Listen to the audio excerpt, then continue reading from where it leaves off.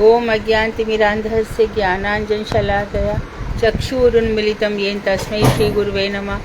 नमो महावदन्याय कृष्ण प्रेम प्रदायते कृष्णाय कृष्ण चैतन्य नामने गौरत्षे नमः। हे कृष्ण करुणा सिंधु दीनबंधो जगतपते गोपेश गोपिका कांत राधा कांत नमोस्तुते। तप्त कांचन गौरांगी राधे वृंदावनेश्वरी वृषभानुसुते देवी प्रणमामि हरिप्रिय। तवैवास्मि ना जीवामि त्वया विना इति विज्ञाय राधे त्वं नयमां चरणान्तिकं। पूर्वैवाचन्द्राय राधिकायै तदालये कृष्णाय कृष्णभक्ताय तद्भक्ताय नमो नमः। वाञ्छाकल्पतरुभ्यश्च कृपा सिन्धुभ्येव च पतितानां पावनेभ्यो वैष्णवेभ्यो नमो नमः। श्री कृष्ण चैतन्य प्रभु नित्यानंद श्री अद्वैत गदाधर शिवासादि श्री गौर भक्त वृंद। हरे कृष्ण कृष्ण कृष्ण हरे हरे हरे राम राम राम हरे हरे। मैं सर्वप्रथम मध्य गुरु पाद्म पद्म परमाराध्यतम नेत्र प्रविष्टोम विष्णुपाद अष्टोत्तर शत श्रीमद् भक्ति वेदांत श्री नारायण गोस्वामी महाराज मध्य शिक्षा गुरु पाद्म पद्म परमाराध्यतम नेत्र प्रविष्ट ओम विष्णुपाद अष्टोत्तर शत श्रीमद् भक्ति वेदांत श्री बावन गोसाई महाराज के अभय चरणार बिंद में अनंत कोटि दंडवत प्रणाम कर उनकी अष्ट कृपा की वांछा करती हूँ। मैं ग्रंथराज मणि श्रीमद् भागवतात्मरी छिमारा तदई रचयिता ओम विष्णुपाद सच्चिदानंद श्री भक्तिविनोद ठाकुर के चरणार बिंद में अनंत कोटि दंडवत प्रणाम कर उनकी अष्ट कृपा की याचना करती हूँ। मैं सभी वैष्णव के लिए यथायोग बंधन अभिवादन दंडवत प्रणाम करती हूँ। तुम लोगों के पास किसी के पास भक्ति रसामृत सिंधु बिंदु है?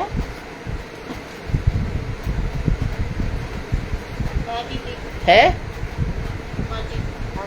हमारे पास भी है सामने। उसमें से भक्ति के 64 अंग जरा पढ़ डालो फटाफट। 64 शब्दों में भक्ति के 64 अंग।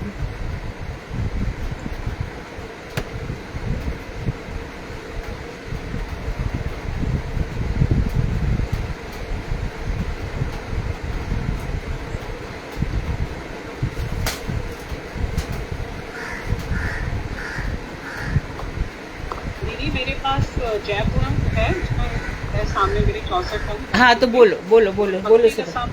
मेरे पास इस्कॉन का है, जयपुरम से बोलूँगी। 64 अंक सब जगह चाहे कहीं भी हो एक ही है। हाँ जी, जयधर्म के हिसाब से बोल रही थी। सबसे पहला इसमें गुरु पदाश्रय, गुरु के निकट कृष्ण दीक्षा और शिक्षा।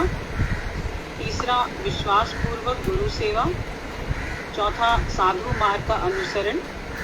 पांचवा सद्धर्म की जिज्ञासा। छठा कृष्ण के उद्देश्य से भोग विलास का त्याग। भोग विलास का कृष्ण के उद्देश्य से भोग विलास का त्याग त्याग त्याग जी। 7 नंबर पे द्वारका आदि धामों में तथा गंगा यमुना के निकट वास। 8 जीवन निर्वाह उपयोगी यथा योग्य अर्थ या विषय स्वीकार। 9 तो जीवन के लिए त्याग तो बताया है भोग विषयों का, लेकिन यहाँ पर साइमल्टेनियसली बता भी दिया है कि जीवन जिससे चले उतना भोग विषय यानी कि उतनी सामग्री का हम संग्रह कर सकते हैं जिससे जीवन चले। 9 है दीदी एकादशी जन्माष्टमी आदि हरिवासर का सम्मान। 10 आंवला पीपल आदि वृक्षों को गौरव दान अर्थात इनका सम्मान करना, इनको देखते ही इनको प्रणाम करना। आंवला बरगद तुलसी इत्यादि को देखते ही प्रणाम करना। ये जो पहले के 10 अभी बोले दीदी, ये प्रारंभिक 10 अंग हैं। इसके आगे वाले 10 अंग निषेध के रूप में हैं। 11 नंबर दुष्ट बहिर्मुख व्यक्तियों का संग त्याग। 12 अनाधिकारी को शिष्य ना करना। 13 आडंबर पूर्ण उद्यमों का परित्याग। जिसमें दिखावा हो, चाहे वो भागवत हो चाहे कोई बड़े आयोजन हो जिसमें दिखावा रखा गया हो, ऐसे कोई भी उद्यम परिश्रम ना करें। अनेक ग्रंथों का पठन पाठन और व्याख्यावाद का परित्याग। अनेक ग्रंथों का, जो भागवत संबंधी ग्रंथ है वही पठन पाठन अलाउड है, और जो समझ रहा है कि मैं बहुत व्याख्या कर सकता हूँ, इसमें ये उसमें ये सुनो मैं इस उदाहरण ये उदाहरण, इसको ना सुनना है ना सुनाना है। 15 व्यवहार में कृपणता का परित्याग। व्यवहार में कुशलता रखो, बचने का दरिद्रता, बोलने में क्या गरीबी है, तो व्यवहार में अच्छी मीठी बातें करो। 16 शोक आदि के अधीन ना होना। हाँ। 17 हाँ, शोक नहीं करना किसी बात पे। 17 सुषमा दीदी आप बोलोगे? आप बोलो दीदी। हरे कृष्णा। कोई एक जना बोले प्लीज, कोई एक ही बोले। सुषमा दीदी आप बोल लीजिए। तुम नंबर बता दो। तो पर तुम कंटिन्यू कर रही हो ना सुधा? दीदी बीच में आवाजें आ रही थी इसलिए मैंने बोला। जय धर्म का पेज नंबर 361 है ये। 17 नंबर है अन्य अन्य देवताओं की अवज्ञा ना करना, अर्थात प्राणी मात्र जो दूसरे देवता हैं उनका अपमान ना करें। 18 प्राणी मात्र को उद्वेग ना देना, किसी को भी अपनी हमारी तरफ से परेशानी ना हो, ये ध्यान देते जाओ। भक्ति के अंग ध्यान रखो। 19 सेवा अपराध और नाम अपराध से सर्वदा दूर रहना। 20 भगवान और भक्तों की निंदा आदि सुनकर उसे सहन ना करना। वहां से उठ के चले जाओ, या जो कर रहा है उसकी अच्छी खासी उसको दिखा दो, और यदि नहीं बोलना आता है तो वहां से उठ के चले जाओ। ये 20 हो गए।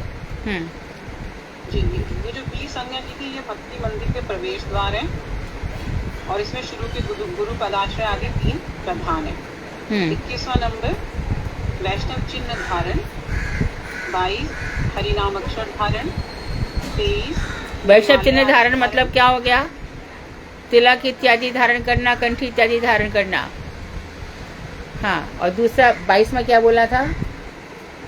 हरिनाम अक्षर धारण। हाँ, जैसे यहाँ पे सब लिखवा लेते हैं ना, आजकल इसको टैटू बोलते हैं, टैटू पहले नाम खुद वाला। हाँ।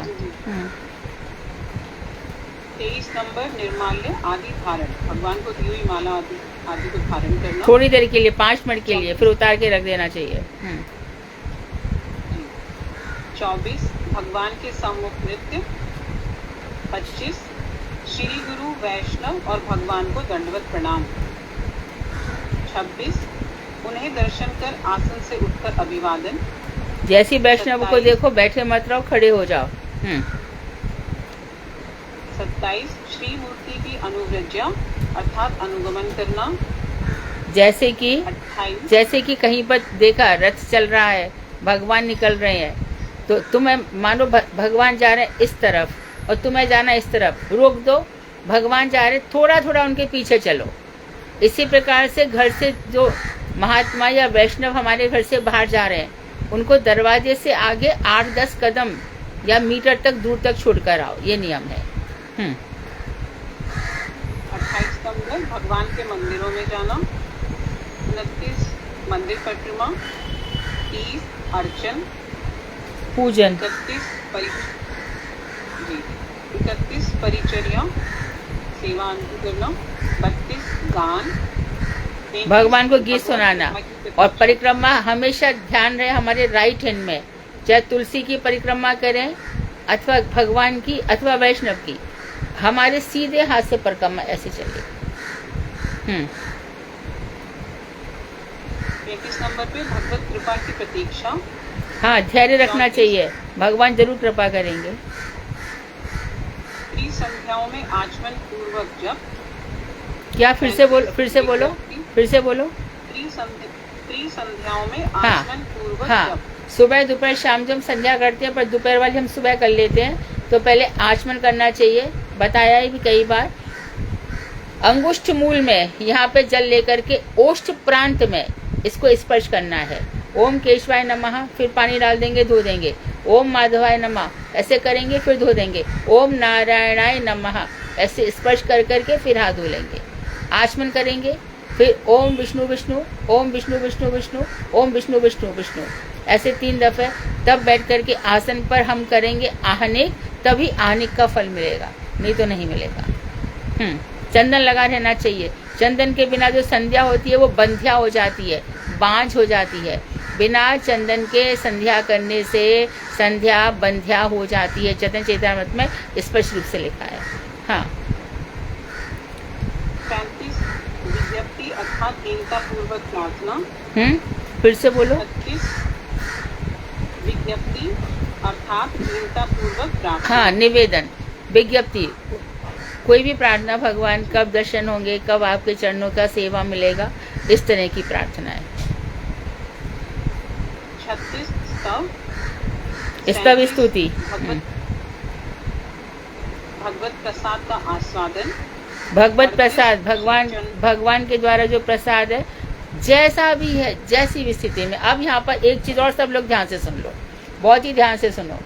भगवत प्रसाद है और ऐसा प्रसाद आया है, सपोज डायबिटीज आजकल कॉमन बीमारी है, ब्लड प्रेशर है, ये सब है ना, तो अब वहां पे से प्रसाद आ गया, हलवा मस्त, खीर, पुआ, तो अभी तो भगवान का प्रसाद है। आधे जन ये कहेंगे इसके खाने से कुछ नहीं होता, नहीं। प्रसाद किनका मात्र ग्रहण करो, यदि उससे आपका ये सुपथ्य नहीं है, प्रसाद आ गया, किनका मात्र ग्रहण करो, और यदि आ भी गया, या तो दूसरों को खिला दो, फिर भी मानो कोई नहीं मिलता है, और किसी के यहाँ से प्रसाद आ गया, इतना मीठा आ गया कि अलाउड नहीं कर रहे हैं, स्वास्थ्य अलाउड नहीं करता, तो गैया को खिला दो, बंदर को खिला दो, कहीं भी खिला दो, बड़े सम्मान के साथ खिला दो, परंतु प्रसाद खा के बीमार पड़ो, ऐसा कहीं भी नहीं कहा गया है। जो प्रश्न पूछते हैं कि प्रसाद अभी तो क्या करें, लड्डू मिला इतना सारा, तिरुपति बालाजी से मीठा भरा पड़ा है उसमें, हमें बिल्कुल मत खाओ, दूसरों को खिला दो। घर में कोई आ जाए, हमारे सेवक हैं, अड़ोस पड़ोस के जितने भी लोग हैं उनको खिला दो। हम किनका मात्र ग्रहण करेंगे, इसमें अपराध नहीं होगा। फेंक दिया, डस्टबिन में डाल दिया तो मर जाएंगे, करोड़ जन्म तक कभी निकलेंगे ही नहीं नरक से। इस तरह से यदि करेंगे तो हो जाएगा। नेक्स्ट 38 नंबर है दीदी, श्री चरणामृत पान करना, 39 धूप माल्यादि का सौरभ ग्रहण। हाँ, घर में, मंदिर में, अपने घर में बिल्कुल कोशिश करो कि धूप बत्ती और माल इत्यादि घर में गंध चलती रहे। कुछ नहीं तो कभी इत्र की शीशी ले आए और भगवान के ऊपर लगाओगे तो शायद उनको जलन हो ना हो, लेकिन कपड़ों पे लगा सकते हो, इत्र का स्प्रे कर सकते हो। मंदिर सुगंधित रहना चाहिए, मंदिर सुवासित रहना चाहिए, वहाँ गंध सुगंध आरती की सुगंध आती रहनी चाहिए। अगला श्री मूर्ति का स्पर्श, 41 श्री मूर्ति का दर्शन, 42 आरती और उत्सव आदि दर्शन। आरती दर्शन है, आरती देखो यहाँ भी ध्यान रखो। अब पुजारी आरती कर रहा है, पूरे ध्यान से आरती चल रही है, फिर उसके बाद शंख आरती हो गई है, शंख आरती के बाद वस्त्र आरती, हम वस्त्र निवेदन कर रहे हैं। ठाकुर जी ये राज सामग्री, आप राजाधिराज हो, सारी राज सामग्री आपके लिए अर्पण है, वस्त्र अर्पण है। फिर उसके बाद चंवर, ये सब प्यार से जो सामग्रियां हैं, ये सब प्यार, तो इसका दर्शन करना बहुत सौभाग्य की बात है। ये है यहाँ पर मंदिर में जाए, ये ऐसा नहीं अरे अपनी आगे पीछे आरती करो, कोई मना नहीं कर रहा, खूब आरती करो, आगे करो पीछे करो, लेकिन जिस समय आरती हो रही हो उस समय भावों में डूबो। आरती दर्शन जी। 43 नंबर है दीदी, श्री हरि के नाम, रूप, गुण और लीलाओं का श्रवण, 44 संकीर्तन, 45 स्मरण, 46 ध्यान, 47 दास्य, 48 सख्य, 49 आत्मसमर्पण, 50 कृष्ण को प्रिय वस्तु समर्पण, 51 श्री कृष्ण के सुख के लिए निरंतर चेष्टा, 52 भगवान के चरणों में शरणागति, 53 तुलसी सेवा भी इसमें आ जाएगा। अभी आजकल हमारा केशव व्रत चल रहा है, तो इसमें देखो ध्यान रखिए, शाम को तुलसी जी को पानी, तुलसी जी चली जाएंगी, रहेंगी नहीं। तो केशव व्रत का मतलब ये है कि मानो आपके घर में व्यवस्था हो तो, नहीं है तो ऐसा नहीं कि नहीं। तुलसी का परिक्रमा करना भी तुलसी की सेवा है, तुलसी जी का आरती करना भी तुलसी की सेवा है, तुलसी जी का रोपण करना भी तुलसी जी, और तुलसी का दर्शन करना भी तुलसी की सेवा है। भगवान के चरणों में तुलसी जी का पत्ता निवेदन करना भी तुलसी जी की सेवा है। हम कंठ में तुलसी जी पहन रहे हैं, ध्यान रहे, कंठ में तुलसी पहन रहे, इसका क्या मतलब हुआ कि हम जो कुछ भी खा रहे हैं उसका स्पर्श हो रहा है। हम नहा रहे हैं तो तुलसी जी से युक्त होकर के नहा रहे हैं, इसलिए कंठी हमेशा ही पहननी चाहिए, कंठी हमारी पहचान है। और तुलसी का पत्ता इत्यादि कहीं भी किसी प्रकार से इसका अपमान ना हो जाए। यहाँ तुलसी गिर रही है, इसका ध्यान रखना चाहिए। तुलसी जी में रोज उतना ही जल चढ़ाओ कि तुलसी को ज्यादा ना हो जाए, यही केशव व्रत है। तो तुलसी जी की बहुत प्रकार से महिमा है। आप ध्यान रखेंगे कि जल मात्रेण चुलुकेन, जल के चुल्लू बात से हमारे, और क्या किया था उन्होंने, तुलसी के 2 कोमल मंजरी, एकदम कोमल मंजरी जिसमें 2 पत्ते हैं, 2 पत्ते और बीच में जो मंजरी है, ये चढ़ाने से भगवान बड़े प्रसन्न होते हैं। अद्वैताचार्य रोज ऐसे अष्टदल रोज चढ़ाते थे और वो महाप्रभु को इसी से नीचे ले आए थे। जब देखो, विशेष रूप से तुलसी जी के आगे रोज दीपक जलाओ, आरती करो, हमेशा ये प्रार्थना, मोरे ये अभिलाष विलास कुंजे दियो बास, नए नए हेदि सदा युगल रूप राशि।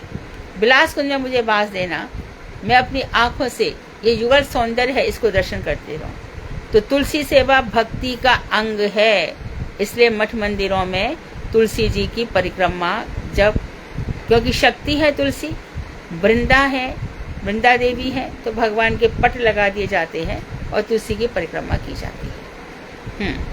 और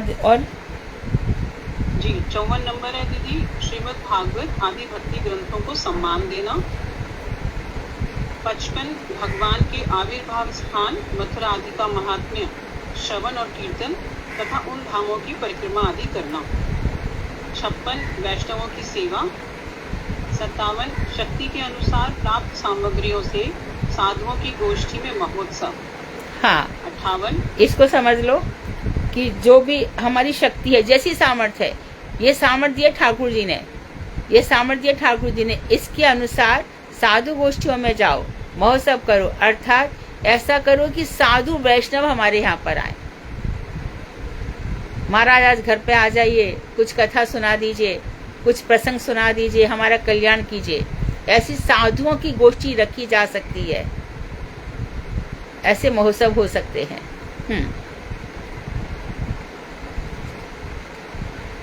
58 चातुर्मास्य व्रत और विशेष रूप से कार्तिक मास में नियम सेवा का पालन। चातुर्मासी पालन करो, सावन भादो क्वार का करना भी है, लेकिन कार्तिक मास जो ऊर्जा व्रत है, ऊर्जेश्वरी राधा रानी का है, उसका तो विशेष रूप से पालन करना चाहिए, ये भक्ति है। 59 भगवान के जन्म के दिन उत्सव। 60 श्रद्धा पूर्वक श्री मूर्ति की पूजा। जन्म का उत्सव मतलब जन्माष्टमी, घर घर में जन्माष्टमी, उसमें पुष्प इत्यादि चढ़ाए जाते हैं। और दूसरे दिन नंदोत्सव, एक दिन हमने व्रत किया, दूसरे दिन खूब अच्छी सामग्री बना करके देखा। और अपने बच्चे की बर्थडे करते हो ना, सरप्राइज रखते हो, क्या क्या रखते हो, ऐसे कृष्ण को भी सरप्राइज दो, कृष्ण को भी सरप्राइज दो। और थाली लेके जाओ, मस्त सुंदर सा कपड़ा बिछा करके उसके ऊपर, और वहां पर जाओ, देखो कृष्ण मैं क्या लाई हूँ आपके लिए, राधा रानी किशोरी जी देखिए आपकी रसोई में ये मेरी सामग्री लेके जाओ। हे नाथ आरोगो, किशोरी जी देखो, ललिता जी देखो, हे विश्वक्सेन मेरे को अंदर जाने दो, हे गुरुदेव ये मैं सामग्री लाई हूँ वहां तक पहुंचाओ। तो इस तरह से बड़े प्यार के साथ भगवान को भोग निवेदन करो। चाहे तुम्हारी थाली में 2 ही सब्जियां हो, तब भी जब जा रहे हो लेकर के, तो यही विचार करो ये थाली विभिन्न प्रकार के रस व्यंजनों से भरी पड़ी है, और मेरी थाली में भगवान राधा कृष्ण जरूर ही प्रसाद आरोगेंगे, वो मुझे व्यर्थ ऐसे नहीं करेंगे। फिर देखना प्रसाद कैसा अमृत हो जाता है। तुलसी जी अर्पण करे बिना भगवान प्रसाद नहीं लेंगे। 60 हाँ। श्रद्धा पूर्वक श्री मूर्ति की पूजा। 61 रसिक भक्तों के साथ श्रीमद् भागवत का अर्थ आस्वादन करना। 62 स्वजातीय स्निग्ध अथवा अपने से श्रेष्ठ साधु संतों का संग, अपने से श्रेष्ठ साधुओं का संग। 63 श्री नाम संकीर्तन। और 64 मथुरा आदि भगवत धामों में वास। तो ये भक्ति के अंग है। अब तुम लोग सोच लो कि तुम इनमें से क्या कर रही हो, उसको समझ रही हो कि भक्ति है। अब सब लोग समझ लो। इसलिए भगवान ने कह रहे न स्वाध्याय न दान न व्रते न तपसा, इन सब से मैं संतुष्ट नहीं होता। ये भक्ति के अंग है। इन 64 अंगों में पालन करने से। इनमें से फिर महाप्रभु ने छूट दे दी, 5 अंग ले लो। 5 अंग सबको याद है? सुषमा जी आप बताइए 5 अंग कौन कौन से हैं? सुषमा दीदी।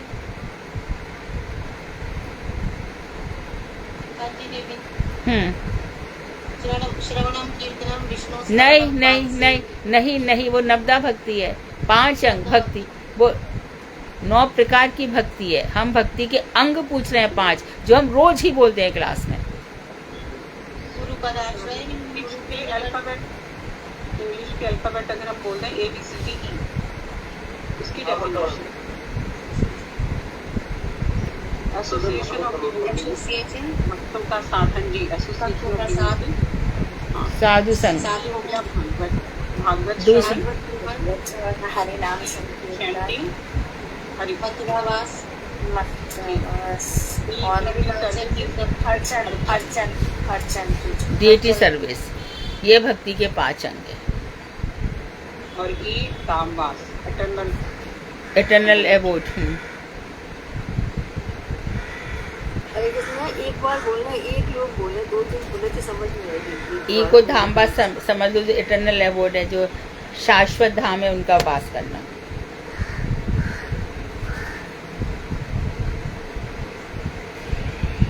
अब इसमें गलतियां करी ना, हमने ये कर लिया तो ये भक्ति है, और ये कर लिया तो ये भक्ति है।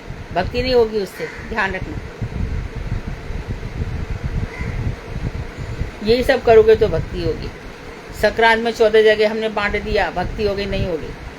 भक्ति कहाँ है ही नहीं वो।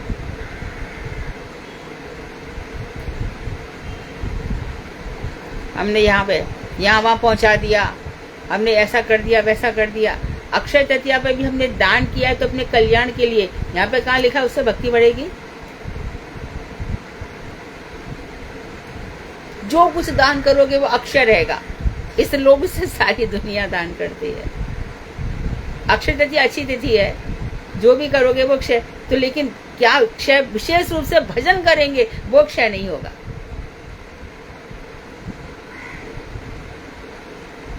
तो जब ये सब तो तुम्हारी जो आत्मा है वो परमात्मा में पूरी लग जाएगी, ये सारे बखेड़े छूट जाएंगे संसार के।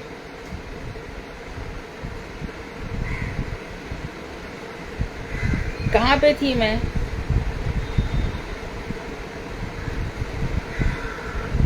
साधन सिद्धा गोपियों की, यहीं पर हूं ना?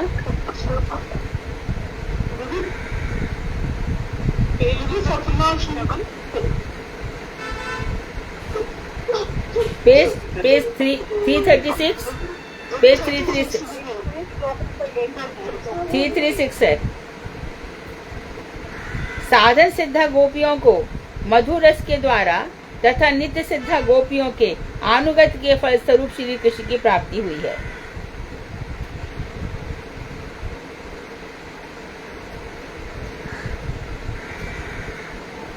ये हमने पढ़ लिया था।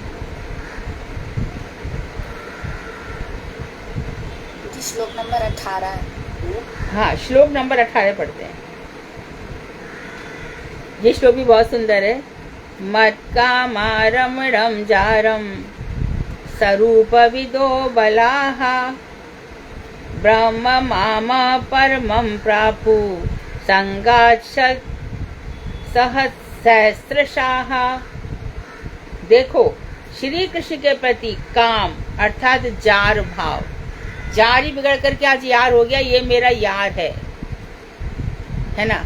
पुरुष पुरुष को कहते तो बुरा नहीं लगता, लेकिन यदि पुरुष स्त्री को कहे, स्त्री पुरुष को कहे तो कान खटक जाते हैं, बात खटक जाती है, क्या हो गया। परंतु गोपियों के श्री कृष्ण जार ही है, उनके सखा है। जार भावेन, साफ लिखा है यहाँ पर, जारम स्वरूप विदो बलाहा। कैसे? मत कामा रमणम।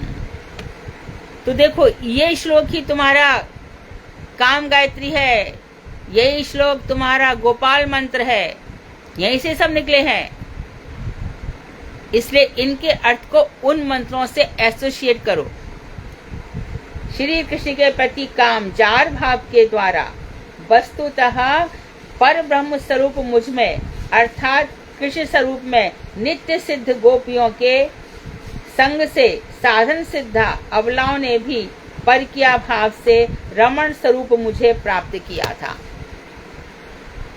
मैं कौन हूँ? रमण स्वरूप। गोविंदा गोपी जन बल्लभ है, सब एकमात्र गोपी का नहीं हूं मैं, गोपी जन बल्लभ मत कामा रमणम, जो मेरे साथ रमण करना चाहती थी। तो उन गोपियों ने क्या किया? जार भाव के द्वारा, अर्थात पति घर में है लेकिन अपने पतियों के साथ, ये तो आपने बहुत अपराध हो गया, आपने वैदिक मर्यादा का उल्लंघन कर दिया। नहीं, मेरे से संबंध, वेद तो मैंने बनाए ना, वेद तो मेरे निश्वास है। यदि उन वेदों को तो तुम लांघती हो, मुझसे युक्त होकर, तो वेदों का अतिक्रमण नहीं हुआ, बल्कि तुम्हारा गोलोक धाम पक्का हो गया, ये निश्चय समझो। मत कामा रमणम, जो मेरे साथ रमण करना चाहती थी जार भाव के द्वारा, परकिया रस के द्वारा। ये परकिया रस, ये श्री कृष्ण का मधुर रस है। यहाँ पर स्वकीय रस भी है, परकिया रस भी है, परंतु स्वकीय रस में आनंद नहीं है। स्वकीय रस में आनंद नहीं है। कभी कभी किशोरी जी का स्वकीय रस हो जाता है, जब वो भोजन बनाती हैं और परोसती हैं और बड़े प्यार से घूंघट लगा करके कृष्ण को देखती हैं, कृष्ण को आनंद नहीं आता। वो टेढ़ी निगाहों से कि कृष्ण इसको कैसे खा रहे हैं, किस प्रकार से ले रहे हैं। और तब जब भगवान श्री कृष्ण भोजन कर चुके होते हैं मध्याह्न बेला में, तब दोनों भाभी, जो वास्तव में उपानंद अभिनंद उनके बेटे की बहुएं हैं, कुंदलता और धनिष्ठा भाभी, ये दोनों राधा जी को कृष्ण का उच्छिष्ट प्रसाद पहुंचाती है। तभी किशोरी जी प्रसाद लेती है, उसके पहले नहीं लेती। हम भी उसी के अनुगत्य में भगवान, चाहे वो पुरुष और स्त्री, पुरुष स्त्री तो मूर्ख लोग भाव रखते हैं, भगवान के अनुगत्य में हम ऐसी कृष्ण को प्रसाद लगाते हैं। तो आप देखो, आधा घंटा तक प्रसाद आरती गाई जाती है, भज भक्त वत्सल गौर हरि।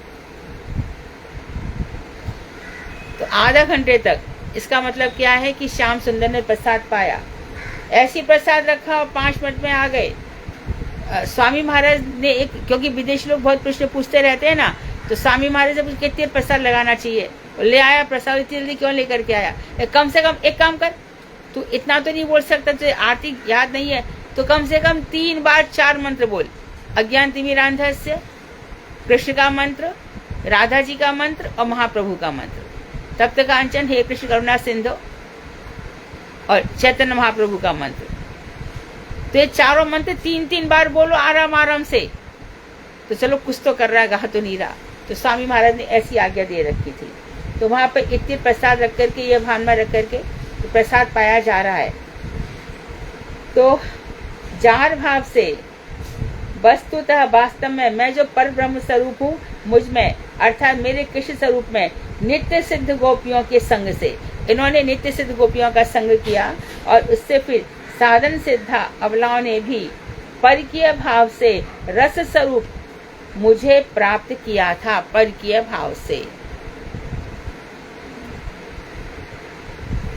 इस श्लोक के अस्वरूपविद शब्द का अर्थ पार किए जार भाव की ओर ही इंगित करता है। मधुर रस की परम पुष्टि के लिए ही मेरी गोलोक की प्रेयसियों की मेरे प्रति नित्य ही परकीय बुद्धि रहती है। इस लाइन को भी अंडरलाइन कर लो और इन्हीं बातों से अपने मंत्रों का जाप करो। मधुर रस की जो परम पुष्टि है, उसके लिए क्या होता है, जो मेरे गोलोक धाम की प्रेयसियां हैं, जो मेरे साथ नीचे अवतीर्ण हुई है, उनकी मेरे प्रति नित्य ही परकीय बुद्धि रहती है। एक तो ये चीज स्पष्ट हो गई। और दूसरी ये चीज है कि नीचे परकीय रस कन्वर्ट होता है लीलाओं में, ऊपर परकीय रस का भाव रहता है। देखो यहाँ भी कह रहे नित्य परकीय रस बुद्धि है, अर्थात गोलोक धाम में क्या अभिमन्यु है, जटिला कुटिला है, वहां पर है उधर है, लेकिन वहां पर इस तरह से डर नहीं है जो नीचे भौम लोक में रहता है। लेकिन बुद्धि उनकी वैसी ही है। राधा जी कभी ये नहीं समझ पाती कि मैं श्री कृष्ण की सर्वाधिक प्रिया हूँ। उनको हमेशा यही डर लगा रहता है गुरुजनों का, मैं जाऊंगी तो मेरे ऊपर ध्यान दिया जाएगा, मेरे को लौटा लिया जाएगा, मेरे पर कलंक लगेगा। गोलोक धाम में यदि ऐसी बुद्धि नहीं रहेगी तो कृष्ण को रस नहीं आएगा। तो जो लोग ऐसे लगते हैं ना, अष्टसखिया, ये निम्बाजी संप्रदाय वाले ये सब ऐसे करते हैं ना, तो पुष्टि नहीं होती भागवत के श्लोकों से। वहां पर भी देखो साफ लिखा, ये पूरी लाइन अंडरलाइन है, टू बी अंडरलाइन, कि वहां पर भी परकीय रस में बुद्धि बनी रहती है। मेरी गोलोक की प्रेयसियां, जो सब गोपियां हैं, इनको मेरे प्रति नित्य परकीय बुद्धि रहती है। इस परकीय अभिमान से नित्य प्रति श्री कृष्ण में जार बुद्धि योग माया द्वारा नित्य सिद्ध है। तो परकीय अभिमान से इन सब प्रेयसियों में कि श्री कृष्ण में हमारी जार बुद्धि है। क्या करें, बड़ा मिलना मुश्किल है, बहुत ही दुर्वार है वहां पे मिलना। बड़ा कंट्रोल हमारे ऊपर रहता है, दुर्वारता, और उसको छुपाती है। भावों का गोपन करे उसी को गोपी कहते हैं। जो भावों को छुपा ले उसी को गोपी कहते हैं। तो परकीय अभिमान, इनके अंदर हमेशा ही अभिमान रहता है कि मैं परकीय रस में हूँ, अर्थात मेरा पति एक है। तो परकीय अभिमान में नित्य प्रति श्री कृष्ण में इनकी जार बुद्धि योग माया फिक्स करके रखती है। तो कृष्ण को आनंद नहीं आएगा। तो चले जाए द्वारका, तो क्या वहां रुक्मणी के पास ही बैठे, इतना ज्यादा इनको जार बुद्धि का आस्वादन किया है कृष्ण ने। रुक्मणी के पास ही बैठे, हा राधे, क्या है, किसको पुकार रहे हो? मेरी राधा। राधा श्री कृष्ण की इलाहदनी शक्ति है, इलाहदनी शक्ति की सार संवित है। परम हमेशा उन पर एक ही चेतना रहती है कि मैं श्री कृष्ण को कैसे सुख पहुंचाऊं। तो वहां पर मूर्छित होके गिरते हैं। द्वारका में भी यही हालत है। उनके लिए नव वृंदावन बनाया जाता है। विश्वकर्मा कितनी सुंदर रचनाएं करते हैं। अच्छा, यशोदा चाहिए तो वहां पर यशोदा की मूर्ति बनाई जाती है जो उनको नवनीत प्रदान कर रही है। तो जहां भी जाती है, मेरी राधे का है। कुरुक्षेत्र में गए, राधे आई। 3 महीने रह गए वहां पर। कृष्ण, तुम्हारा मोर मुकुट नहीं है, मुझे आनंद नहीं आ रहा। तुम्हारा पीताम्बर किधर है, तुमने ये राजसी वेश क्यों पहना है? गोपियां समझ ही नहीं पाती हैं। तो परकीय रस, परकीय अभिमान, जार बुद्धि, ये समझो श्रीमद् भागवत के द्वारा आपके मंत्रों की सिद्धि हो रही है। यहाँ पर क्या मैं अपने मंत्र जपते समय क्या क्या भाव रखना चाहिए, तो ये योग माया द्वारा नित्य सिद्ध है। श्री कृष्ण जगतपति, गोलोकपति, गोपति, गोपीपति है। भगवान श्री कृष्ण सारे संसार के पति हैं, जगत के पति हैं, गोलोक धाम के हैं। गोपति गायों के पति हैं और गोपियों के पति भी वही है। इसलिए उनमें जार पति का भाव घटित होता ही नहीं है। तो भाव तो है जार का, परंतु वास्तव में वो तो सबके ही स्वामी है ना। तो जार भाव होते भी जार घटित नहीं होता, पाप नहीं लगता, दोष नहीं लगता, क्योंकि वो सारे संसार के पति हैं। ये संसार के जो पति है ना, हाड़ मास के, ये किसी काम के नहीं है तो रक्षा करें, बीमारी से बचा लें, मौत ना आने दें, खूब बढ़िया कृष्ण के समान ऐश्वर्यशाली एकदम बन के रहे, बूढ़े ना हो, दाढ़ी मूछ ना आए, ये तो सब होता ही नहीं है। तो फिर श्री कृष्ण को पति मान लिया तो इसमें पाप क्या है? वो तो हमारे पति के भी पति है ना। तो जगत पति वो एक गोपी के नहीं, 2 गोपी के, 100 काम, जितने भी गोपियां सबके पति हैं। गायों के भी पति हैं, गोवर्धन के भी पति हैं, और गो माने वेद होता है, वेदों के भी पति हैं। किंतु पारकीय बुद्धि गोपियों का रस से उदित नित्य सिद्ध धर्म है। तो इसमें कोई दोष नहीं है, लेकिन जो पारकीय बुद्धि है, रसस्तु परकीयाम, रसस्तु परकीयाम, रसस्तु परकीयाम, परकीय बुद्धि में ही रस है। तो ये गोपियों का रस से उदित सिद्ध धर्म है, ये सिद्ध हो चुका है, जो कि रस से उदित हुआ है। तो जार भाव, नित्य सिद्ध रस, महिषी तथा लक्ष्मी के रूप में नित्य पति बुद्धि होने पर भी गोपी स्वरूप में परकीय बुद्धि अवश्य संभावी है। तो वही श्री कृष्ण, क्या गोपियों को नहीं पता है कि द्वारका में जितने भी राज महिषियां उनके पति हैं कृष्ण, सत्यभामा के हैं, कालिंदी के, मित्रबिंदा के, लक्ष्मणा के हैं, जामवती के हैं, रुक्मणी के हैं, नागनचिति के हैं। क्या गोपियां नहीं जानती क्या? उनके पति है। राधा जी नहीं कहती हैं क्या, अरे उद्धव कोई तुम्हारा सखा है क्या? जैसे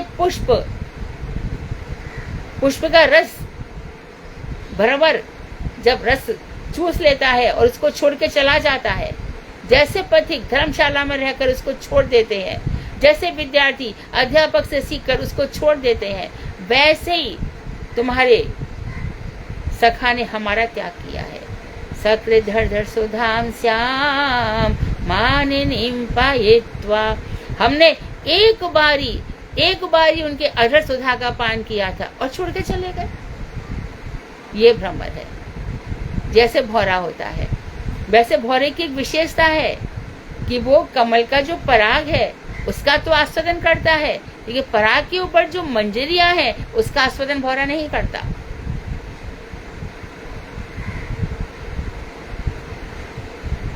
तो चंपा के फूल पे भौरा कभी नहीं बैठता। तो हमारी किशोरी जी चंपक वर्णा है। तो गोपियां जानती है कि महिषी का पति है और लक्ष्मी के रूप में नित्य पति बुद्धि होने पर भी गोपी स्वरूप में परकीय बुद्धि अवसंभावी है। लेकिन यदि गोपी बन गए तो परकीय और कृष्ण का आस्वादन यहीं पर ही होगा। कोटि कोटि गोपियां हैं, वहां पे आस्वादन क्यों नहीं हो रहा? वहां पे क्या प्रॉब्लम है आपको? स्वकीय है, दिन भर मेरी सेवा में लगी रहती हैं, बच्चे हो गए। यहाँ पर 16,108 रूप धारण करके इनके पास रहता हूं मैं। कहीं पर लड़की की शादी कर रहा हूं, कहीं पर बेटे के लिए बहू ला रहा हूं, कहीं पर अपने बच्चों को पढ़ा रहा हूं। अब देख लो, श्रीमद् भागवत में साफ लिखा हुआ है, जब नारद जी को समझ में नहीं आया कि श्री कृष्ण क्या करते हैं तो सब महलों में पहुंच के द्वारका के में और सब जगह, लेकिन वहां पर रस नाम की चीज नहीं है। बार बार भग जाते हस्तिनापुर अपनी बुआ प्रथा के बच्चों के पास। हे पार्थ अर्जुन, वहां उनकी अलग ही कथा चलती है। तो उनको परकीय रस में, ब्रज में, यमुना के किनारे पर जो सुख मिलता है वो स्वकीय में नहीं है। तो लक्ष्मी के रूप में नित्य पति बुद्धि होने पर भी गोपी स्वरूप में परकीय बुद्धि अवसंभावी है। यदि गोपी है तो परकीय बुद्धि रहेगी। हर गोपी को लगेगा मेरा विवाह यहाँ पे कर दिया गया है, अब इसके साथ मैं कैसे रहूं? हे कृष्ण मुझे बुला लो। हे कृष्ण आपके रासोत्सव में मुझे बुला लो। हे कृष्ण ऐसा कब होगा? जब आपके सुंदर मुखारविंद का मैं दर्शन करूंगी, आपके चरणों की सेवा करूंगी, अपने अंचल से आपका विजन करूंगी। ऐसे हर प्रकार के जो भाव हैं वो गोपियों के अंदर आते हैं और कृष्ण इसी का रसा स्वादन। पति पत्नी दोनों अलाउड हैं, दोनों का विवाह बंधन हो गया, फेरे पड़ गए, समाज भी कुछ नहीं कहता, घर वाले भी कुछ नहीं कहते, लेकिन यहाँ पर समाज भी कुछ कहेगा, कुछ और भी लोग कहेंगे। जब सब गोपियां घर से भागी है, उसमें एक दूसरे से कह नहीं रही है। ललिता विशाखा से नहीं कहती कि मैं वहां जा रही हूँ, बंशी बज रही है, चल रासमंडल में चल रही है, रासमंडल में कोई नहीं कहता। सब अपने अपने प्रकार से अलग अलग भागी है, सब एक दूसरे को छुपा रही है, क्योंकि बंशी जो बजी है उस बंशी में अस्पष्ट ध्वनि आई है। शदोत्फुल्ल मलिकाहा ताम वीक्ष, जो शरद पूर्णिमा पे सुंदर सुंदर फूल उत्फलित हो गए, सब जगह खिल गए, ताम उनको देख करके कृष्ण ने क्या किया? अपने मन को रास के लिए तैयार किया। ये बहुत सुंदर रात्रियां हैं यहाँ में। तो यहाँ पे मेरे साथ ही रास होगा, मेरे साथ ही रास होगा, इस तरह से। तो गोपी होंगे तो परकीय बुद्धि। तो जाति कृष्ण का स्वागत है वो महाभागा, प्रियम किम करवाणी थे, तुम्हारा स्वागत है, मैं क्या, तुम आई हो, बहुत अच्छी बात है। क्या अरे घोर रजनी ऐसा, इतनी घोर रात है और इतने सत्व जहाँ पे जीव घूम रहे हैं इस तक, ऐसे कोई आता है क्या? तो गोपियां बोली ऐसे कोई बुलाता है क्या? आधी रात को बंशी बजाते हो, जब बांसुरी की धुन कान पर है, कुल कान ही और तज भाजत है। जब इस बांसुरी की ध्वनि कान में पड़ जाती है तो कुल की मर्यादा कहाँ रहती है? कृष्ण तुम कैसी बातें कर रहे हो? पहले बुलाते हो, फिर गोपियां नाखून से जमीन कुरेदने लगी।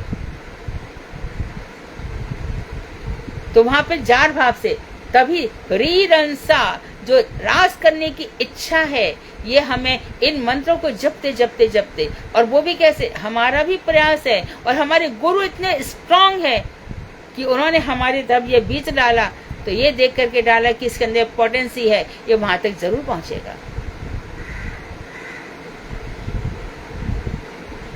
श्री कृष्ण की नित्य पत्नी होने का ज्ञान, स्वरूप ज्ञान होने पर भी रस माधुर्य अस्वरूप परकीय ज्ञान द्वारा लीला तत्व को अति रमणीय बनाता है। श्री कृष्ण की नित्य पत्नी होने का ज्ञान अर्थात ये स्वरूप ज्ञान है।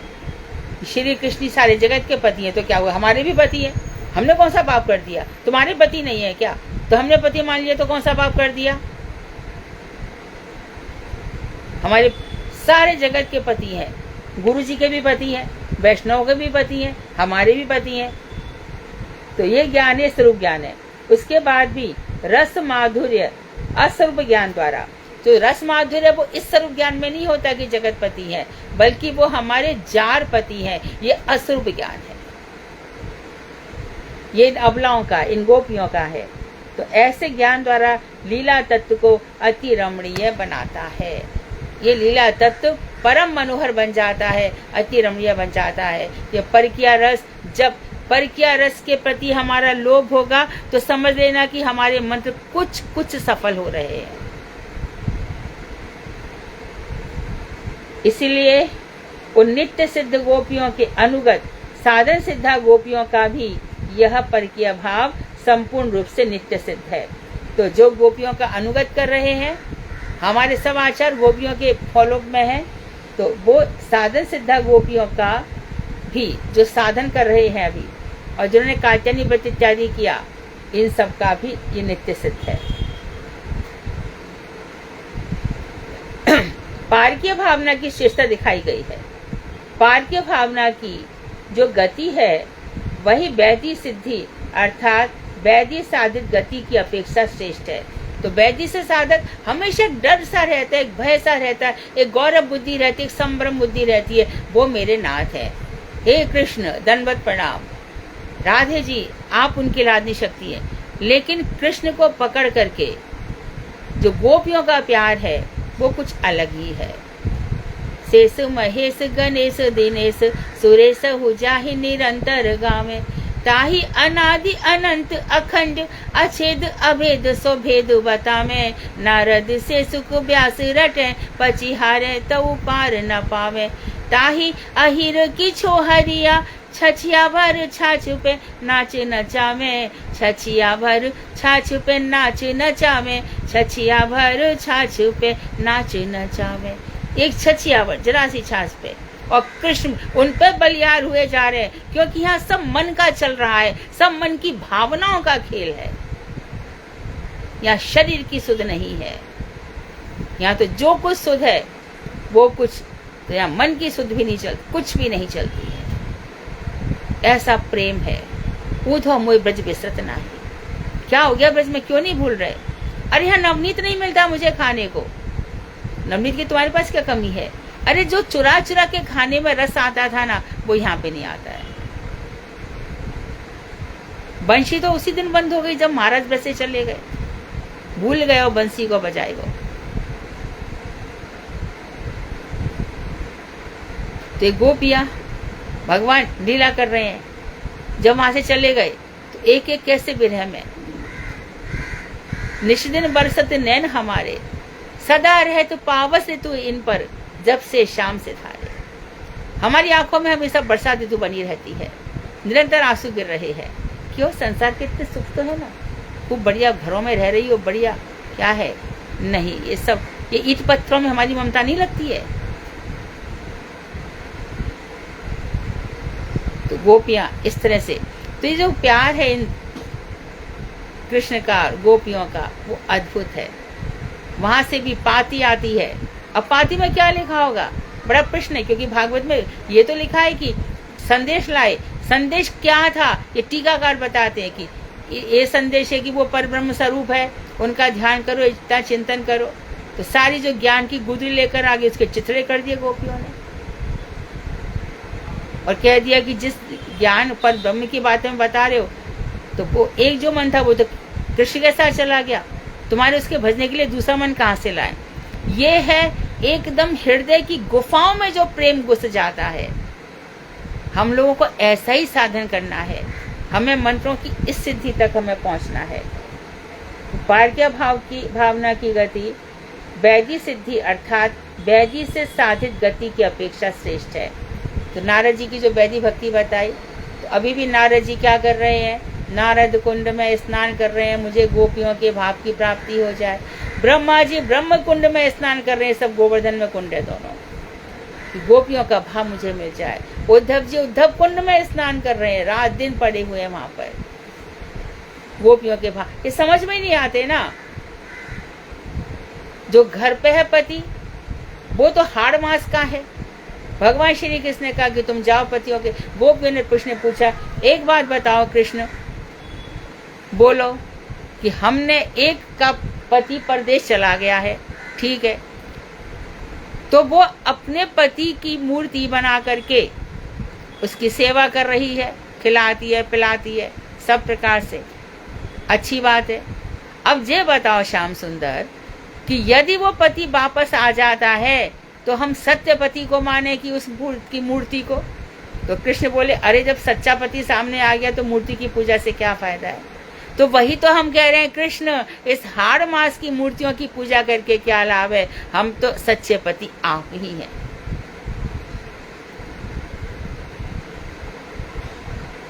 मत का हमारा मनम, ये गोपियां, इसलिए तो ये जो मंत्र जपे जा रहे हैं ये गौड़ीय वैष्णव, गौड़ीय राधा जी के हैं हम। तो वैदिक भक्ति से ये चीजें नहीं मिलती, ये चीजें रस से मिलती हैं।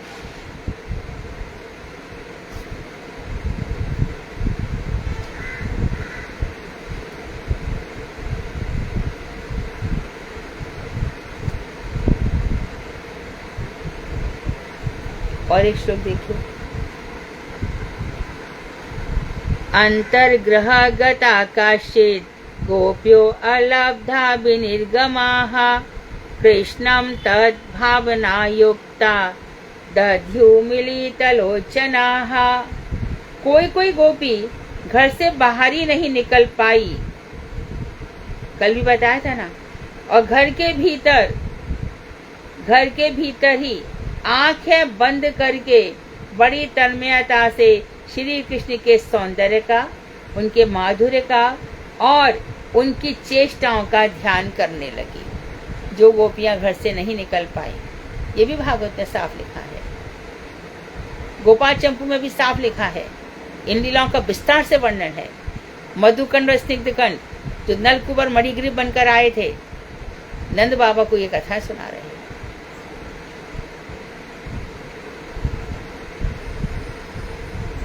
एक श्लोक और पढ़ते हैं। दुस्सह प्रेष्ठ विरह तीव्र तापधूता शुभाः ध्यान प्राप्ता च्युता श्लेष निवृत्ता क्षीण मंगलाः। अति प्रिय श्री कृष्ण के दुसहनीय विरह के तीव्र ताप से उनके समस्त अशुभ धुल गए। कृष्ण अतिशय प्रिय है, ठीक है। अब विरह कैसा है, दुसहनीय, सहन नहीं हो रहा। तो जब विरह इतना सहन नहीं होगा तो हमारे हृदय में जन्म जन्मांतर के जितने कल्मश है वो सब मिट जाएंगे। महाराज जी जीवन में बहुत, अरे भजन करो, महाराज जी बड़े दुख, घर वाले बहुत दुख देते हैं, अरे तुम भजन करो, चुपके चुपके चोरी चोरी करो। तो पता चला कि 2 साल पहले तो चुपके चुपके चोरी कर रहा है, अब तो हर घर में हर स्त्री शेरनी बन गई है। भजन करियो, तेरा क्या ले रही हूँ भाई मैं, तो अपना खाना खा ठीक से, और जो कुछ तेरे घर में जो कुछ कमी है मैं सब करती हूँ ना। कौन डरता है?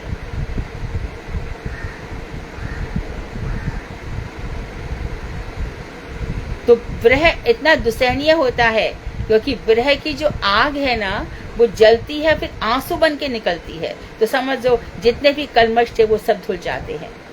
दुसैन्य विरह के तीव्र ताप से उनके समस्त अशुभ धुल गए। पाप पुण्य भी बड़े, क्योंकि सुकृति युक्त अनर्थ है वो और भी ज्यादा भारी है, भजन नहीं करने देते। हमारे एक स्टेटस है, हम नहीं बैठ सकते। कितने यहाँ पे बम्बई के रईस लोग हैं, उनसे कहो कि जरा गोवर्धन की परिक्रमा दिया, नहीं नहीं नहीं, हम तो यहाँ पे बैठ के मानसिक चिंतन कर लेते हैं। मानसी से खा भी ले, मानसी से और भी कुछ कर ले, तो नहीं होगा। तेरा तो मन ही खराब है, सारे मन अशुओं से भरा पड़ा है।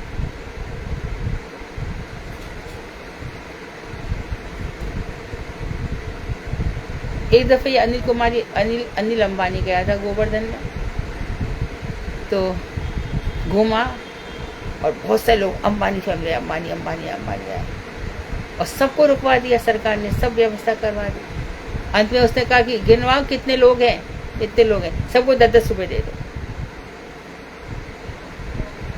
ये अंबानी फैमिली है। ये बात होगी 20 साल पहले।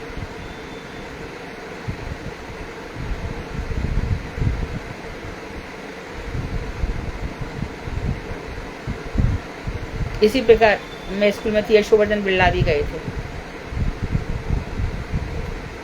परिक्रमा लगा दी, इतनी शासकीय सुविधा लेते हैं, उसके बाद लगाते हैं। और जब देने की बात आई तो उन्होंने कितना दिया था? 3100 रुपये दिए थे।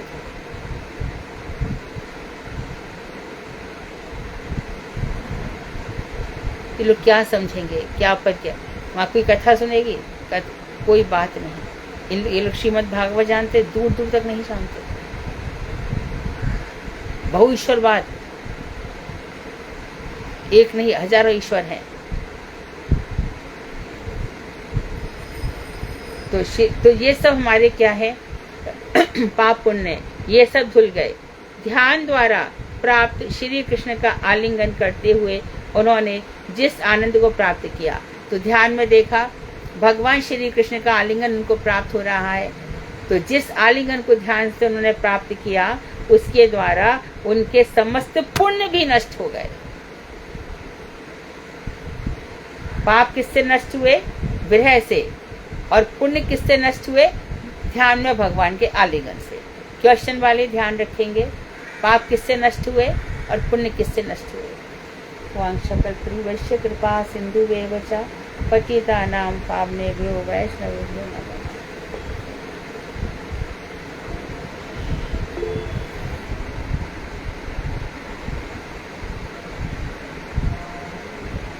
ये लोग अपनी भावना अच्छे से व्यक्त करते हैं। Any question?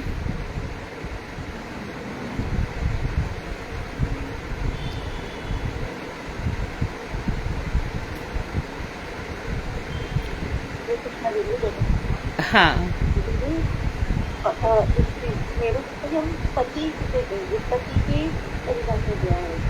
कृपया जोर से बोलें, कृपया जोर से बोलें। दीदी, मेरा प्रश्न है कि पति की परिभाषा क्या है, उसकी क्या विशेषता है? मतलब पति जो पाती थी, पति जो अपनी पत्नी का भरण पोषण पालन करता है, उसको पति कहते हैं। और पत्नी पतनात् त्रायतेति, पत्नी जो अपने पति को पतन से बचा, उसको पत्नी कहते हैं।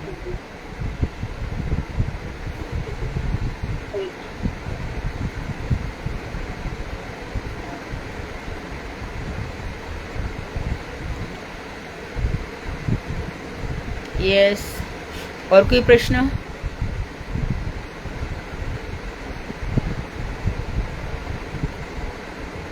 सुधा भागवत जी दीदी, इसको जब हमने लास्ट पैराग्राफ पढ़ा ना कि भगवान के विरह से समस्त अशुभ धुल गए और भगवान को आलिंगन करते हुए आनंद मिलने के कारण समस्त पुण्य भी समाप्त हो। हाँ, जब तक पाप पुण्य बचे रहेंगे तब तक सोने रख के चक्कर में पड़े रहेंगे। इससे सुकृति और दुष्कृति दोनों ही खत्म होनी चाहिए। तो मतलब वो निर्गुण अवस्था को प्राप्त हो गए। निर्गुण सत्व अवस्था को, विशुद्ध सत्व अवस्था। आज साधना दीदी करेंगी 15वां अध्याय चतुर्थ स्कंद जो हमारा चल रहा है 15 है साधना दीदी। दीदी शुरू करिए साधना दीदी। हरे कृष्ण दीदी। हरे कृष्णा दीदी, दंडवत प्रणाम। पंचदशो अध्याय महाराज पृथ्वी का आविर्भाव और राज्य अभिषेक। पेज नंबर दीदी 957। अपने गुरुजी को प्रणाम करो पहले। हाँ दीदी, बस इसके बाद करती हूँ। अज्ञान तिमिरांधस्य से ज्ञानांजन शलाकया चक्षुरुन्मीलितं येन तस्मै श्री गुरुवे नमः। गुरुवे गौरचंद्राय राधिकाय तदालये कृष्णाय कृष्ण भक्ताय तद्भक्ताय नमो नमः। सर्वप्रथम मैं अपने गुरुदेव नित्य लीला प्रविष्ट श्री अष्टोत्तर श्रीमद् भक्ति वेदांत नारायण गोस्वामी जी महाराज के चरण कमलों में असंख्य कोटि दंडवत प्रणाम करती हूँ। तत्पश्चात अपने दीक्षा गुरु श्री श्रीमद् भक्ति वेदांत दंडी महाराज जी के चरणों में असंख्य कोटि दंडवत प्रणाम करती हूँ। प्रणाम तो पहले दीक्षा गुरु को ही किया जाता है ना। ठीक है जी। उसके बाद मैं अपनी शिक्षा गुरु भगवताचार्य मधु दीदी के चरणों में असंख्य कोटि दंडवत प्रणाम कर उनसे अहेतु की कृपा की याचना करती हूँ। मैं आज पंचदश अध्याय करूँगी। मैं आशा करती हूँ दीदी मेरा मार्गदर्शन करेंगी और कथा में उपस्थित सभी वैष्णव और वैष्णवियों का अभिवादन, अभिनंदन और यथा योग्य दंडवत प्रणाम। हम पिछले अध्याय में वेन महाराज के बारे में पढ़ चुके हैं कि उन्होंने बहुत ही आतंक मचाया था, ब्राह्मणों का तिरस्कार किया था। तो शुद्ध होकर उन्होंने उनका वध कर दिया था। तो अब उनके अंगों का मंथन होगा जिससे कि महाराज पृथु का आविर्भाव होगा, उसके बारे में हम पढ़ रहे हैं। श्री मैत्रेय ऋषि ने कहा, हे विदुर जी, इसके पश्चात एक बार फिर मुनियों ने मृत राजा वेद की दोनों भुजाओं का मंथन किया, जिससे एक पुरुष और एक स्त्री उत्पन्न हुए। उन दोनों को देखकर ऋषि बहुत प्रसन्न हुए, क्योंकि वे श्री भगवान का अंश थे। पुरुष श्री विष्णु भगवान का भुवन पालन अंश तथा स्त्री श्री भगवान की सनातनी लक्ष्मी के अंश से उत्पन्न हुई थी। उन्होंने कहा, यह आदि राजा होकर कीर्ति को प्राप्त करेगा तथा महायशस्वी पृथु नाम से महाराज चक्रवर्ती बनेगा। और यह आभायुक्त सुंदर दांतों वाला, गुण आभूषणों की भी अलंकार स्वरूपा सुंदरी अर्ची के नाम से ख्याति प्राप्त कर महाराज पृथु को अपने पति रूप में वरण कर उनकी सेवा करेंगे। पृथु साक्षात श्री हरि का अंश है, जिन्होंने लोगों की रक्षा हेतु अर्थात प्रजा की रक्षा हेतु जन्म स्वीकार किया है। अर्ची श्री भगवान की एकांतिक भक्ति से युक्त तथा उनकी सदा सर्वदा सहधर्मिणी लक्ष्मी स्वरूपा है, जो कि उनका वियोग सहने में असमर्थ होने के कारण इस लोक में आई है। श्री मैत्रेय ऋषि ने कहा, इसके बाद वो अपने पति का वियोग सहन नहीं कर सकती थी, इसलिए यहाँ पर साथ चली आई। ये सनातनी लक्ष्मी का अंश है। अर्ची नाम है, दोनों एक साथ आए थे, महाराज पृथु और अर्ची। जी दीदी। श्री मैत्रेय ऋषि ने कहा, इसके बाद विप्र गणों ने उनकी वंदना की, गंधर्वों ने उनके यश का गान किया, सिद्ध गणों ने पुष्पों की वर्षा की, अप्सराओं ने नृत्य किया, स्वर्ग में देवताओं ने वाद्य यंत्र बजाए और देवऋषि तथा पितर भी उस स्थान पर आ गए। तत्पश्चात ब्रह्मा जी देवताओं के साथ उस स्थान पर आए और उन्होंने देखा कि वेन के पुत्र पृथु के दाएं हस्त में विष्णु की चक्र रेखा और दोनों चरणों में कमल चिन्ह विद्यमान है। यह सब देखकर उन्हें विश्वास हो गया कि ये श्री हरि के अंश हैं। तत्पश्चात ब्राह्मणों ने उन पुरुष का अभिषेक करना आरंभ कर दिया। पर्वत, नदी, सागर, नाग, गौ, पक्षी, मृग, स्वर्गलोक, फूलों और समस्त जीव उन्हें नाना प्रकार के उपहार देने लगे। उन्हें अति सुंदर वस्त्रों और आभूषणों से सजाया गया। इसके बाद मणियुक्त आभूषणों से सुशोभित महारानी अर्ची देवी के साथ राज सिंहासन पर विराजित हो अद्वितीय रूप से सुशोभित हो रहे थे। हे विदुर, महाराज पृथु को कुबेर ने सोने का सिंहासन, वरुण ने श्वेत छत्र, धर्म ने कीर्तिमयी माला, इंद्र ने मुकुट, यम ने शत्रु वशीकारक दंड, ब्रह्मा ने कवच, सरस्वती ने उत्तम हार, श्री विष्णु ने सुदर्शन चक्र, विष्णु प्रिया लक्ष्मी ने संपत्ति, रुद्र देव ने म्यान सहित तलवार, पार्वती ने ढाल, सोम ने अमृत में अश्व, विश्वकर्मा ने सुंदर रथ, अग्नि ने बकरे और गाय के सींगों से बना धनुष, सूर्य ने बाण, भूमि ने योगमयी पादुकाएं, आकाश ने प्रतिदिन पुष्पांजलि, गंधर्व व विद्याधरों ने गीत, नाटक, नृत्य आदि कौशल, ऋषियों ने अमोघ आशीर्वाद तथा सागर ने शंख उन्हें उपहार में प्रदान किए। साथ ही साथ समुद्र, पर्वत, नदी आदि सभी ने श्री विष्णु अवतार पृथु को बिना रुकावट आने जाने वाले रथ मार्ग प्रदान किए। इस प्रकार सब प्रकार की भेंट प्रदान किए जाने के बाद सूत, मागध एवं बंदीगण उनकी स्तुति करने के लिए वहां आए। महाराज पृथु ने उन्हें स्तुति करते हुए देखकर मेघ के समान गंभीर वाणी में कहा, हे सौम्य सूत, आप लोग मेरी स्तुति क्यों करना चाहते हैं? अभी तो मेरा कौशल पृथ्वी पर अप्रकाशित है, अतः इस स्तुति द्वारा किसी अन्य योग्य व्यक्ति की वंदना करें। मैं नहीं चाहता कि आपकी वाणी मेरे लिए प्रयोग होकर मिथ्या साबित हो।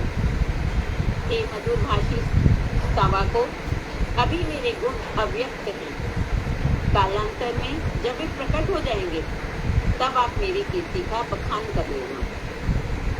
उत्तम श्लोक भगवान। तो उन्होंने रोका अभी सूत को, मागध को, बंदी जनों को रोका, क्योंकि वो भविष्य में जो करेंगे वो अभी से वर्णन कर रहे हैं। इसलिए उनसे कहा कि पहले मुझे काम तो करने दो, बाद में प्रशंसा कर लेना। उत्तम श्लोक भगवान श्री हरि का गुणगान करना ही कर्तव्य है। अतः समझदार लोग मेरे समान अविख्यात व्यक्ति को कभी भी पूजनीय नहीं मानते। अनेक लोगों में श्रेष्ठ व्यक्तियों के गुणों को अपने में धारण करने की क्षमता होती है। यह सच है, लेकिन ऐसा कौन सा बुद्धिमान व्यक्ति है जो इन सब गुणों के प्रकट होने से पहले ही केवल उनकी संभावना मात्र से ही पूजकों के द्वारा पूजा ग्रहण करेगा। शुद्ध हृदय वाले, कपटता से रहित शील पुरुष जगत में महत्वशाली होते हुए भी अपनी वंदनीय वचनों से अप्रसन्न होते हैं। हे सूत, अभी मैंने किसी महान कार्य के द्वारा ख्याति प्राप्त नहीं की है जिसकी आपके द्वारा प्रशंसा की जाए। अतः मैं मूर्ख बालक के समान किस प्रकार आपसे आत्मस्तुति कराऊं। हरे कृष्णा दीदी, दंडवत। ठीक है, बहुत सुंदर, बहुत बढ़िया। तो कल पृथ्वी का दोहन होगा, क्योंकि पृथ्वी सारी चीजों को लेकर के अपने अंदर छुपा के बैठी है। कीर्तन। दीदी हरे कृष्ण दीदी, मैं प्रणाम दीदी। हाँ। गाऊं आज? मैं कौन है? दीदी अजित प्रिया। हाँ, गाँव प्रणाम दीदी। गाँव। कृष्ण नाम तू भज ले मनवा, भव सागर तर जाएगा। जो न तूने भजन किया तो फिर पचे पछताएगा। जो न तूने भजन किया तो फिर पचे पछताएगा। कृष्ण नाम तू भज ले मनवा, भव सागर तर जाएगा। जो न तूने भजन किया तो फिर पछताएगा। क्या लेकर तू आया जगत में, क्या लेकर तू जाएगा। क्या लेकर तू आया जगत में, क्या लेकर तू जाएगा। मुट्ठी बांध के आया जगत में, हाथ पसारे जाएगा। मुट्ठी बांध के आया जगत में, हाथ पसारे जाएगा। कृष्ण नाम तू भजन बना, भव सागर तर जाएगा। जो न तूने भजन किया तो फिर पछताएगा। धन दौलत और माल खजाना संग में कुछ नहीं जाना है। धन दौलत और माल खजाना संग में कुछ नहीं जाना है। इस दुनिया से रिश्ता तेरा एक दिन तो छूट जाना है। इस दुनिया से रिश्ता तेरा एक दिन तो छूट जाना है। कृष्ण नाम तो भजन भव सागर कर जाएगा। जो न तूने भजन किया तो फिर पछताएगा। मन से चोला मिला है तो कृष्ण नाम का जप करो। मनुष्य जीवन मिला है तो कृष्ण नाम का कीर्तन करो। हरे कृष्ण कृष्ण कृष्ण हरे हरे, हरे राम राम राम हरे हरे। हरे कृष्ण कृष्ण कृष्ण हरे हरे, हरे राम राम राम हरे हरे। जय गॉड प्रेमानंदे हरि हरि बोल।